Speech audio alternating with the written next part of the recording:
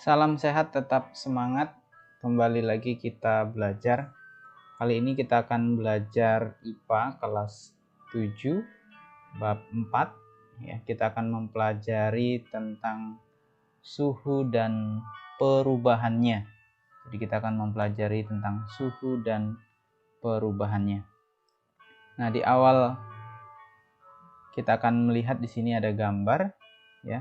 Ada seorang anak yang mencelupkan tangannya ke dalam 3 jenis air yang mempunyai suhu yang berbeda, hangat, ya, biasa saja, dan dingin.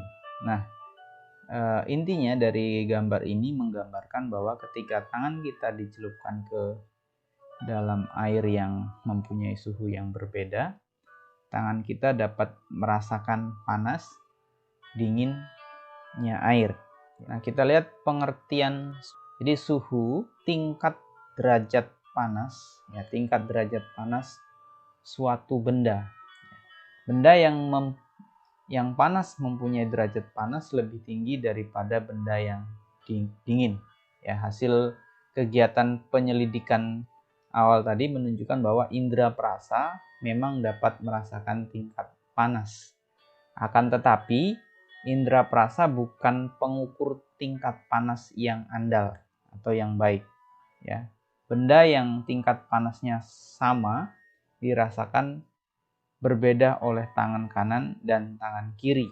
Jadi suhu benda yang diukur dengan indera perasa itu menghasilkan ukuran kualitatif yang tidak dapat dipakai sebagai acuan. Nah, suhu itu harus diukur secara kuantitatif, ya, dengan alat ukur suhu yang disebut termometer. Jadi termometer ini adalah alat yang mengukur suhu. Nah, kita lihat bagian-bagian dari termometer. Kita lihat bagian-bagian termometer secara umum. Di sini ada termometer zat cair. Ini salah satu contoh termometer zat cair. Ya.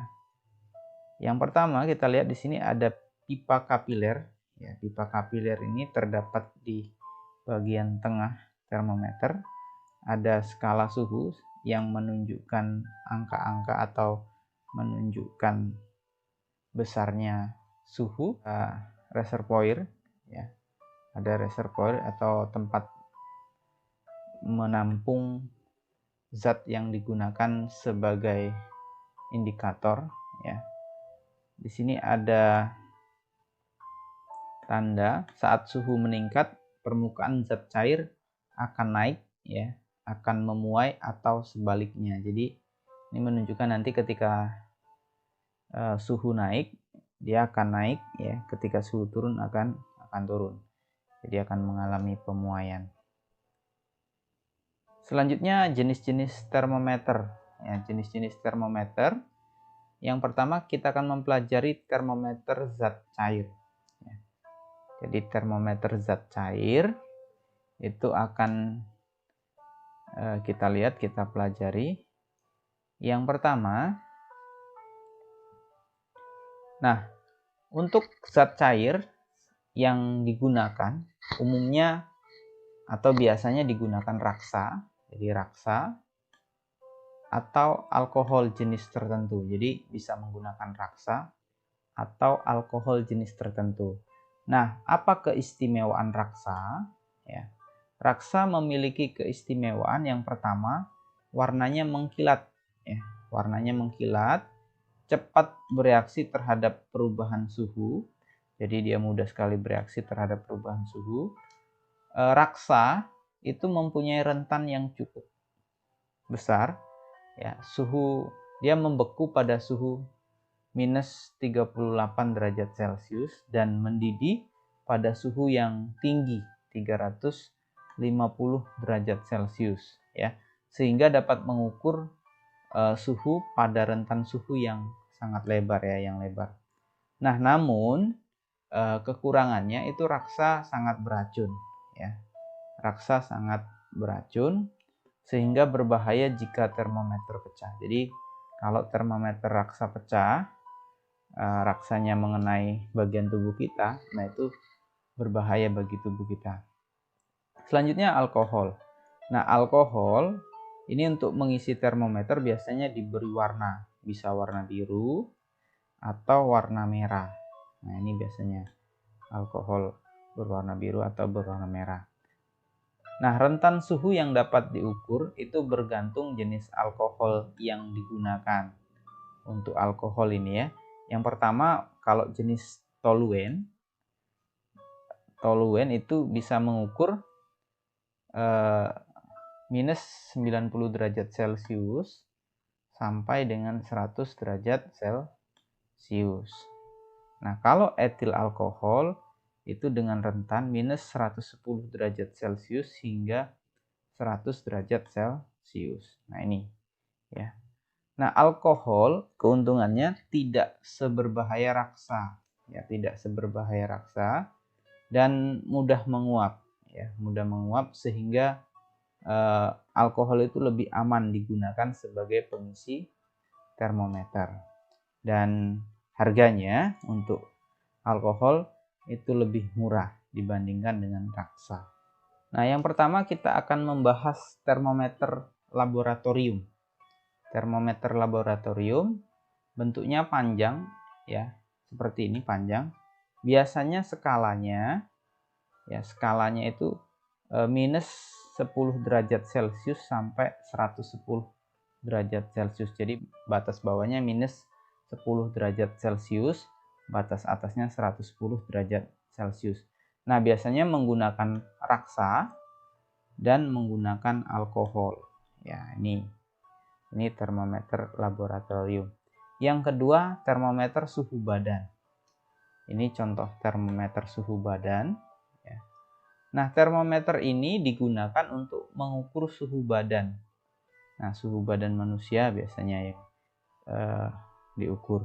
Nah, skalanya itu biasanya dari 35 derajat Celcius sampai 42 derajat Celcius. Nah, pipa di bagian bawah ya, dekat labu dibuat sempit sehingga pengukurannya lebih teliti. Akibat raksa tidak segera turun ke labu reservoir. Jadi dibuat lebih sempit ya supaya lebih teliti. Nah, ini termometer suhu badan. Jadi untuk mengukur suhu badan manusia. Selanjutnya ada termometer bimetal. Nah, termometer bimetal ini ya, ini menggunakan logam, ya, dua jenis logam yang berbeda. Nah, di sini kita lihat ada gambar termometer bimetal. Jadi bimetal atau dua logam yang digabungkan yang menjadi satu, dia akan melengkung ya, ke arah logam yang lebih cepat memuai. Nah, termometer bimetal itu memanfaatkan pemuaian pada logam seperti ini ya contohnya. Termometer kristal cair ya. Nah, terdapat kristal cair yang berwarna dapat berubah. Jadi kristal cairnya itu mempunyai warna berbeda-beda jika suhu berubah ya. Nah, kristal ini dikemas dalam plastik tipis untuk mengukur suhu tubuh, suhu akuarium dan sebagainya. Ini contoh atau gambar dari kristal cair. Ya. Jadi kalau suhunya naik dia akan berubah warnanya. Nah, ini tadi adalah gambar dari termometer bimetal ya untuk mengukur suhu. Kita akan membahas tentang skala suhu. Nah, suhu tubuh manusia ya. Suhu tubuh manusia sehat itu biasanya 37 derajat Celcius ya. Nah, huruf C itu merupakan kependekan dari Celcius. Salah satu contoh satuan suhu atau skala suhu. Ya, jadi yang biasa digunakan di Indonesia itu adalah Celcius. Saat ini dikenal beberapa skala suhu, misalnya Celcius, ya Fahrenheit, Reaumur, dan yang terakhir itu adalah Kelvin. Ya, terakhir Kelvin. Jadi ada 4 skala suhu atau 4 satuan suhu. Sekarang ya, perbandingan dari satuan-satuan yang ada, perbandingan batas bawah, batas akhir ya.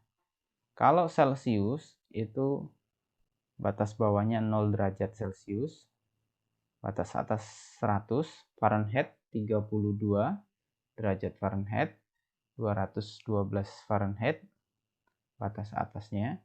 Reaumur batas bawah 0 derajat, batas atas 80. Kelvin batas bawah 273, batas atas 373. Atau di sini juga disampaikan titik tetap bawah dan titik tetap atas. Nah, bagaimana kita jika kita ingin mengkonversi satuan dari Celcius ke Fahrenheit atau dari Fahrenheit ke Reaumur, dari Reaumur ke Kelvin dan sebaliknya.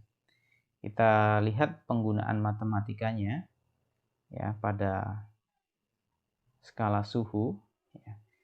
Bisa kita gunakan. Perhatikan di sini ya, perbandingan skala suhu. Kita menggunakan perbandingan skala suhu, skala C, skala R, skala F ya.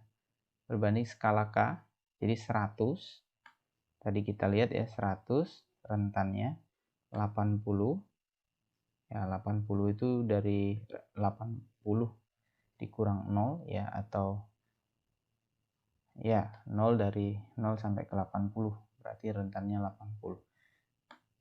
Yang Fahrenheit 180 ya, Kelvin itu 100. Nah, dari angka ini itu kita sederhanakan, bisa disederhanakan, itu kita bagi dengan 20 ya. Kita bagi dengan 20 semua ya, dapatlah di sini 5, 4, 9, 5 ya. Dengan memperhatikan titik tetap bawah ya, dibandingkan mulai dari 0 semua ya. Jadi kita bandingkan mulai dari 0 semua. Perbandingan angka suhunya ya. Kalau TC ini Celcius ya 0 derajat, TR juga 0. TF tadi batas bawahnya 32, jadi TF kurang 32. TK Kelvin tadi batas bawahnya 273, berarti TK dikurang 273 sama dengan 5 banding 4 banding 9 banding 5. Nah, itu penggunaan matematikanya. Sekarang kita lihat bagaimana kita dapat menggunakan ya perbandingan di atas untuk menentukan konversi skala suhu ya, konversi skala suhu. Sebagai contoh misalnya konversi skala suhu dari Celcius ke Fahrenheit. Nah, ini dari Celcius ke Fahrenheit. Kita lihat tadi perbandingannya. Untuk Celcius TC ya, batas bawahnya kan 0. Untuk Fahrenheit batas bawahnya kan 32, berarti TF dikurang 32 sama dengan 5/9. Ini didapat dari perbandingan tadi ya, perbandingan rentan. Nah, dari sini kita bisa menemukan rumus atau mendapatkan rumus TF ya. TF itu suhu Fahrenheit ya. Untuk mendapatkan suhu Fahrenheit itu sama dengan 9/5 TC ditambah 32. Jadi ini kita proses ya. TC kalau kita proses itu kita kalikan silang. Kita kali silang ya. Berarti kita mau cari TF. Berarti kita bisa buat seperti ini, TF ya. TF sama dengan ya, ini kan 9 kali TC ya. 9 kali TC ya, ini TC nya TC Nah, ini kan akan dibagi 5. Dibagi 5. Di sini pindah ruas TF-nya berarti tambah 32. Nah, ini mendapat rumus ini. Prosesnya seperti ini. Atau kalau kurang jelas akan Bapak ulang ya. Kita lihat di sini supaya lebih paham. Kita kalikan silang hasil ini tadi ya. Jadi TF dikurang 32 dikali 5 sama dengan 9 kali TC ya. Nah, kita kan mau dapatkan TF. Berarti TF dikurang 32 ya. Ini kita putar ke sini ya. 9 dikali TC per 5 ya. Kita lanjut di sini ya. Berarti kan untuk mencari TF kita pindah ruaskan negatif 32 itu, berarti di sini bisa kita tulis 9 per 5 kali TC ya, ditambah ya, ini kan pindah ruas dari negatif menjadi positif 32. Nah, inilah rumusnya ya. Proses mendapatkan rumus ya dari Celsius ke TF.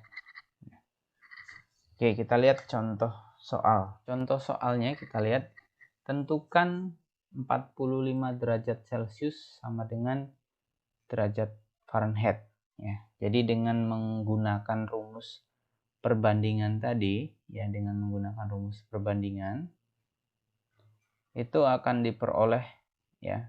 Kita tuliskan rumusnya dulu. Jadi 9 per 5 kali 45. Ini 45 ini ya. Kali 45 ditambah 32. Hasilnya itu 113 derajat Fahrenheit ya. Jadi 45 kali 9 bagi 5 ditambah 32 itu hasilnya 113 derajat Fahrenheit. Nah, yang kedua, soal yang kedua, tentukan 25 derajat Celcius sama dengan titik-titik derajat Reaumur. Jadi dari Celsius ke Reaumur. Kita juga masih menggunakan persamaan perbandingan suhu ya. Jadi bisa kalian cari juga dari Celsius ke Reaumur, caranya sama ya, seperti tadi dari Celsius ke Fahrenheit. Nah, didapatlah rumus ya, didapat rumus akhirnya TR sama dengan 4 per 5 TC.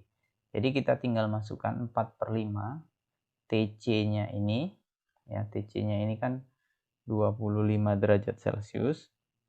Jadi 4 per 5 kali 25 sama dengan itu 20 derajat Reaumur. Nah, ya.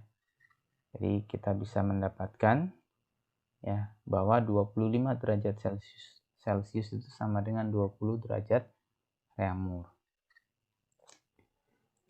Oke, selanjutnya soal nomor 3. Tentukan 78 derajat Celcius itu titik-titik Kelvin. Ya, jadi dari Celsius ke Kelvin. Sama menggunakan persamaan perbandingan suhu tadi ya. Jadi setelah dicari rumusnya itu diperoleh TK ya sama dengan TC ditambah 273. Ya, jadi 78 masukkan aja TC-nya ini. TC-nya ini 78 ditambah 273 sama dengan 351 Kelvin. Nah, sekarang kita lihat bagian B. Bagian B ini perubahan akibat suhu. Jadi akibat terjadi perubahan suhu, jadi suatu benda itu akan mengalami perubahan juga. Jadi ketika suhu meningkat, benda juga akan mengalami perubahan. Jadi salah satu perubahan yang terjadi pada benda ketika suhu mengalami kenaikan itu adalah ukuran bendanya. Jadi ukuran bendanya menjadi berubah. Nah, berubah di sini itu bisa bertambah panjang, bertambah luas, dan bertambah volume. Nah, jika suhu benda naik, secara umum ukuran benda itu bertambah. Jadi ukuran benda bertambah. Nah, peristiwa ini disebut dengan istilah pemuaian. Jadi istilah ini disebut dengan istilah pemuaian. Nah, kita lihat yang pertama, pemuaian zat padat. Jadi zat padat itu bisa mengalami pemuaian atau penambahan. Bisa penambahan panjang, bisa penambahan luas, dan bisa penambahan volume. Nah, di sini dicontohkan ada gejala atau peristiwa yang biasa terjadi dalam kehidupan kita sehari-hari. Misalnya saat menuangkan air panas ke dalam gelas, itu biasanya sering terjadi tiba-tiba gelasnya retak. Nah, retaknya gelas ini terjadi karena terjadinya pemuaian yang tidak merata pada gelas, sehingga gelasnya pecah atau retak. Nah, itu contoh atau peristiwa yang terjadi dalam kehidupan sehari-hari. Kita lihat juga contoh berikutnya. Di sini ada gambar rel kereta api. Di sini ada gambar rel kereta api yang dapat melengkung. Jadi gambar rel kereta api yang dapat melengkung. Nah, melengkungnya rel kereta api ini, ini melengkungnya rel kereta api ini akibat pemuaian. Jadi akibat pemuaian. Oleh sebab itu, rel kereta api itu biasanya diberi celah. Diberi celah seperti ini. Ini ada celah. Nah, untuk apa celah ini? Supaya ketika suhu naik, dia tidak melengkung seperti ini. Jadi ada celah untuk pemanjangan rel kereta. Jadi ini digambarkan ketika malam hari atau suhu dingin, rel itu akan cenderung lebih longgar. Ketika siang hari, suhu panas, relnya mengalami penambahan panjang, sehingga celahnya sedikit lebih sempit. Sekarang kita lihat koefisien muai panjang bahan.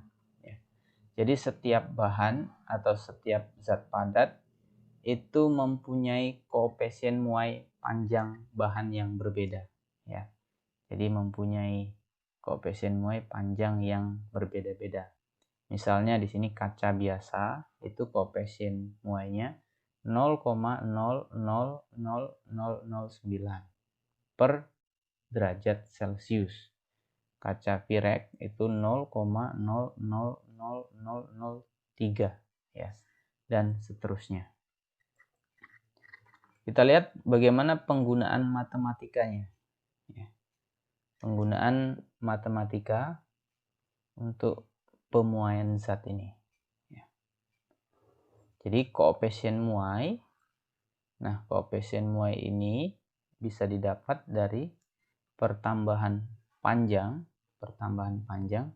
per panjang mula-mula dikali kenaikan suhu. Jadi panjang mula-mula dikali kenaikan suhu, atau bisa dilambangkan seperti ini. Alfa alfa sama dengan delta L, ini delta L, per L0 dikali delta T. Oke. Nah, pertambahan panjang itu merupakan panjang akhir dikurangi dengan panjang mula-mula. Panjang akhir dikurang panjang mula-mula. Ini delta L tadi. Jadi, L1 atau LT biasanya ya, dikurang L0. L1 dikurang L0 untuk alfanya per L0 dikali delta T. Maka ya bisa dituliskan panjang benda setelah pemuaian dapat ditentukan ya. Ini setelah pemuaian. Berarti L ya, LT tadi, L1 tadi sama dengan L0 ya. L awal ditambah L awal dikali alfa kali delta T. Nah, untuk pengoperasian ini atau penghitungan ini tolong diperhatikan. Jadi ini dulu yang dioperasikan, ini dulu, bagian ini dulu. Jadi L0 kali alfa kali delta T dulu, setelah dapat baru ditambah dengan L0 supaya tidak salah penghitungannya. Nah, kita lihat contoh penerapan soal ya. Contoh penerapan soalnya. Panjang aluminium pada suhu 30 derajat Celcius, jadi pada suhu 30 derajat Celcius itu adalah 100 cm. Jadi pada suhu 30 derajat Celcius adalah 100 cm. Oke, kita lihat lagi. Contoh penerapan. Panjang aluminium pada suhu 30 derajat Celcius adalah 100 cm. Koefisien muai panjang aluminium itu adalah 0,00025 per derajat Celcius. Hitung panjang aluminium itu pada suhu 80 derajat Celcius. Nah, untuk menyelesaikan ini kita harus tahu dulu apa yang diketahui. Apa yang diketahui yang pertama itu L0 atau panjang awalnya 100 cm. Alfanya itu 0,00025 per derajat Celcius. Delta T-nya itu 50 derajat Celcius. Nah, 50 derajat Celcius ini didapatkan dari 80 derajat Celcius dikurang 30 derajat Celcius ya, sama dengan 50 derajat Celcius. Nah, karena satuan nya Celcius berarti kita tidak perlu ubah. Tapi kalau satuannya Kelvin kita harus ubah ya. Nah, sekarang kita lihat apa masalahnya. Apa masalahnya? Nah, masalahnya kita menentukan panjang pada 80 derajat Celcius atau LT-nya ya. Atau L1-nya. Nah, bagaimana strateginya ya? Untuk strateginya kita gunakan persamaan pemuaian ya. Ini persamaan pemuaian.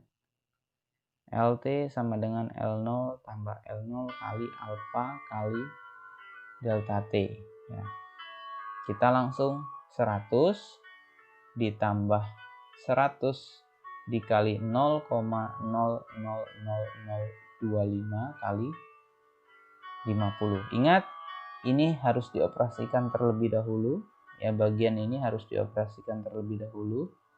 Jadi dioperasikan terlebih dahulu ya, baru ditambah 100, dapatlah 100,125 cm. Ini hasil akhirnya. Jadi panjang akhirnya 100,125 cm. Nah, untuk pemuaian luas dan volume zat padat ya, kita lihat di sini penjelasannya. Jika suatu benda berbentuk lempengan dipanaskan, pemuaian terjadi pada kedua arah sisinya. Ya. Nah, pemuaian semacam ini disebut pemuaian luas. Ya. Pemasangan plat-plat logam selalu memperhatikan terjadinya pemuaian luas. Pemuaian luas memiliki koefisien muai sebesar 2 kali koefisien muai panjang. Ya. Jadi 2 kali koefisien muai panjang. Berdasarkan data tabel 7.1, maka lempengan baja memiliki koefisien muai luas sebesar 0,000022 per derajat Celcius. Ya. Jadi untuk pemuaian luas berarti 2 kali pemuaian panjang. Pemuaian luas terjadi pada benda yang berbentuk bidang atau keping yang memiliki luas besar. Pertambahan luas suatu benda atau benda dapat ditentukan dengan rumus berikut. AT sama dengan A0 dikali 1 ditambah beta delta T, dan delta A sama dengan A0 beta dikali delta T, dengan delta A sama dengan pertambahan luas bahan, AT luas bahan setelah dipanaskan, A0 luas bahan sebelum dipanaskan atau luas mula-mula, beta koefisien muai luas bahan atau benda, delta T perubahan atau kenaikan suhu. Hubungan antara koefisien muai panjang alfa dengan koefisien muai luas beta dinyatakan sebagai berikut. Beta sama dengan 2 alfa. Pemuaian volume terjadi pada benda yang berbentuk ruang, misalnya bola, balok, kubus, dan silinder. Besar pertambahan volume suatu bahan atau benda dapat ditentukan dengan rumus berikut. Vt sama dengan V0 dikali 1 tambah gamma delta T, dan delta V sama dengan V0 gamma delta T. Dengan delta V pertambahan volume benda setelah dipanaskan, Vt volume benda setelah dipanaskan, V0 volume benda sebelum dipanaskan, gamma koefisien muai volume atau ruang, dan delta T perubahan suhu benda. Hubungan antara koefisien muai panjang alfa dengan koefisien muai volume gamma dinyatakan sebagai berikut. Gamma sama dengan 3 alfa. Nah, apakah pemuaian terjadi hanya pada zat padat? Tidak ya. Ternyata pemuaian terjadi pada zat cair dan gas. Gas akan mengalami pemuaian jika suhunya dinaikkan. Pada gas, volume, tekanan, dan suhu dapat berubah-ubah setiap saat. Untuk menentukan hubungan antara dua besaran dari tiga besaran tersebut, harus ada satu besaran yang dibuat tetap atau konstan. Koefisien muai volume, gamma, semua jenis gas sama besarnya, yaitu 1/273 per derajat Celcius. Berdasarkan rumus muai volume suatu zat, besar pemuaian volume gas dapat ditentukan dengan rumus berikut. Pt sama dengan P0 dikali 1 ditambah delta T per 273. Muai gas pada tekanan tetap. Pt sama dengan P0 dikali 1 ditambah delta T per 273 sama dengan muai gas pada volume tetap. Ya, terima kasih. Untuk materi kita hari ini cukup sampai di sini. Sampai jumpa di pertemuan selanjutnya.